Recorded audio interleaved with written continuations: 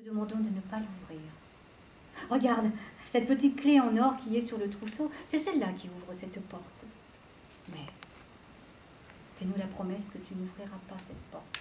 Tu peux ouvrir les 39 autres, mais pas celle-là. J'ai promis, bien sûr. Elles m'ont dit que si j'ouvrais cette porte, leur destin et le mien seraient changés. Aussi, je n'avais pas envie d'ouvrir cette porte, bien sûr. Je pouvais les attendre sans. Alors, elles sont parties. Et ce jour-là, je m'ennuyais tellement. Je m'ennuyais tellement.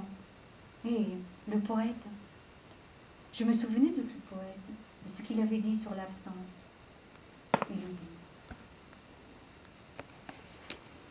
Déchiré par mon désir ardent et ma souffrance, le monde m'est trop étroit depuis votre départ. Je guette les étoiles, tellement je me languis. Mes larmes coulent comme du sang. Ma patience est à bout.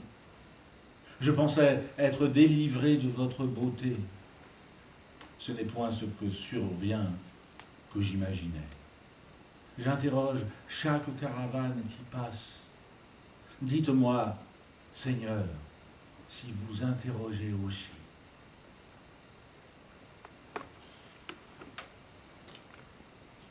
Je trouvais la journée bien longue.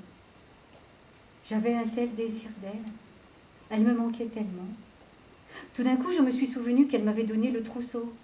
Alors, j'ai pris la première clé, puis j'ai ouvert la première porte.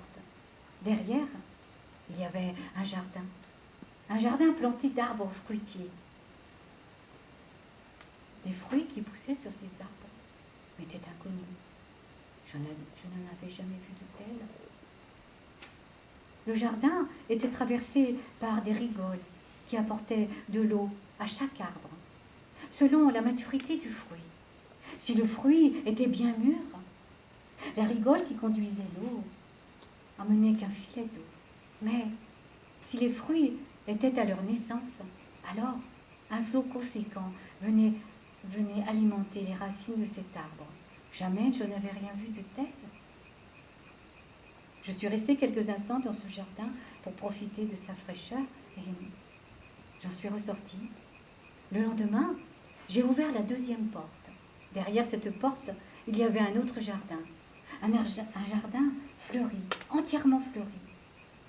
Mais ce qui était curieux, c'est que dans ce jardin, les fleurs de printemps, d'été ou d'automne se côtoyaient. Elles étaient fleuries en même temps. Il semblait que ce jardin était fleuri toute l'année, avec des fleurs de toutes les saisons. C'était si étrange. J'en suis ressortie, puis le lendemain, j'ai ouvert la troisième porte. Derrière cette porte, il y avait un trésor, des montagnes d'or, de bracelets, de bijoux, de couronnes, des montagnes d'or. Et tout cela, je me suis dit, tout cela appartient à ces jeunes femmes et à moi. Quand elles reviendront, je serai le plus heureux des hommes. Et ainsi les jours ont passé. J'ai ouvert l'une après l'autre toutes les portes, jusqu'à la 39e. Puis, c'était le jour où elle devait revenir. J'avais bien compté. 40 jours s'étaient passés. Je les attendais. Je savais qu'elle devait venir aujourd'hui. Le temps était long pour moi. La matinée s'est passée, je m'ennuyais. Je repensais à elle, à toutes les voluptés qu'elle m'avait offertes. Enfin, elles allaient revenir. Puis, l'après-midi s'est passé, elle n'était toujours pas là. Je m'ennuyais. Alors, j'ai fait un tour dans le cloître. Je me suis promenée. Puis, je suis passée devant la porte en or. Dans ma poche, il y avait les clés. J'ai mis la main dans ma poche, puis j'ai tiré le trousseau. La petite clé en or était là. Qu'est-ce qu'il m'a pris, je ne sais pas. Était-ce l'impatience, le désir d'elle? J'ai pris la petite clé et j'ai ouvert la porte en or. Lorsque je suis rentrée, un parfum m'a entourée. Je ne connaissais pas ce parfum, il m'était si étranger que je me suis évanouie. Puis, quand je me suis réveillée, j'ai regardé autour de moi, il y avait une cour, gravée de marbre. Au fond de la cour était accroché un cheval noir. Je me suis approchée de ce cheval. Une selle en or était posée sur son dos. Je me suis dit que je pouvais le monter. Alors, je suis montée sur son dos et j'ai voulu qu'il avance. Mais il ne voulait pas avancer. Alors, j'ai pris la cravache qui était accrochée à sa selle et je lui ai donné 2 ou 3 petits coups sur les flancs. Là, il s'est énervé. Il a ouvert grand ses ailes. Oui, je n'avais pas vu qu'il avait des ailes. Il a ouvert ses ailes et il s'est mis à voler. Et moi, j'étais sur lui, sur son dos. Je me suis accrochée à sa crinière. Mais il a continué à voler. Je lui demandais de revenir, mais il volait toujours. J'avais peur ainsi et je me suis retournée pour regarder où était le château, mais je ne voyais même plus le château, il était si loin.